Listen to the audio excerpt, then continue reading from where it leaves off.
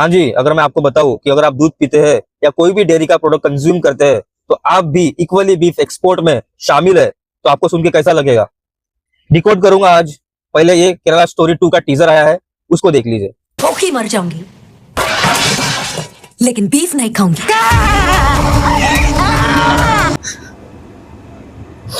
मैं बीफ के ऊपर पहले भी एक वीडियो बनाना चाहता था बट मैं बनाया नहीं।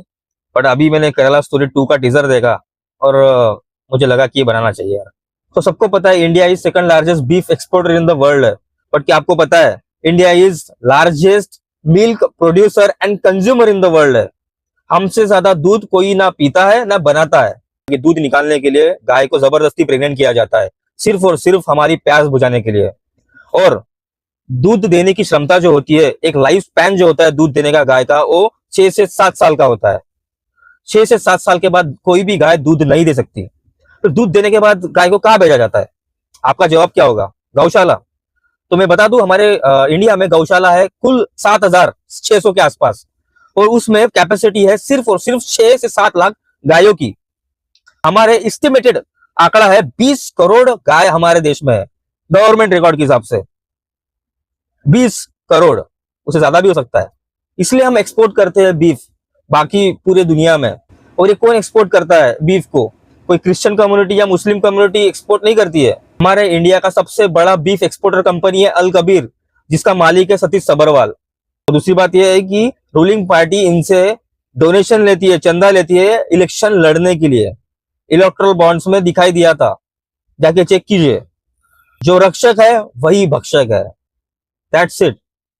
और रही बात केरला की, Kerala is most beautiful place in India मेरे हिसाब से। कभी जाके देखिए। आपने देखा होगा कभी केरला को प्रमोट नहीं किया जाता टूरिज्म के हिसाब से सेंट्रल या नॉर्थ इंडिया में। क्यों पता है? वहां पे हिंदू, क्रिश्चियन और मुस्लिम कम्युनिटी यूनिफाइड रहती है। मैंने काफी बसेस में पर्सनली अपनी आंखों से बसेस में ये सारी चीजें देखी है। तीनों भगवान की फ्रेम में, एक ही फ्रेम में देखा है। अगर कोई भी नॉर्थ इंडिया का या सेंट्रल इंडिया का वहां लोग चले जाएंगे तो वो देख के हैरान हो जाएंगे। इसलिए कोई भी टूरिज्म प्रमोट नहीं करता केरला का, क्योंकि फिर बंटवारे की राजनीति आप नहीं कर पाएंगे। Kerala is the only state जहां पे कम्युनिस्ट लेफ्टिस्ट पार्टी पावर में है। Kerala is the only state जहां पे फ्री एजुकेशन दिया जा रहा है ग्रेजुएशन तक। ये 2026 के बजट में एलोकेट किया गया है। आप सिर्फ अनएजुकेटेड लोगों को बांट सकते हो, एजुकेटेड लोगों को आप बांट नहीं सकते हो। Kerala has more literacy rate in any state in India. So आप उनको बांट ही नहीं सकते, कितने भी केरला स्टोरी जैसी प्रोपेगेंडा फिल्म ला लो। इसका मतलब ये नहीं कि मैं बोल रहा हूं कि कभी कन्वर्जन हुआ ही नहीं है। बिल्कुल, एक्सट्रीमिस्ट मिशनरीज तो हर जगह है। आप नॉर्थ में आए, नॉर्थ में भी है, सेंट्रल में भी है, हर जगह पे एक्सट्रीमिस्ट मिशनरीज है जो कन्वर्जन करना चाहते हैं। बट आप सिर्फ केरला को दिखाना चाहते हो। केरला कभी भी बंटवारे की राजनीति में दखल अंदाजी करेगा नहीं और कभी भी बटेगा ही नहीं। आप कितने भी प्रोपेगेंडा फिल्म ला लो। Kerala is number 1। I love Kerala.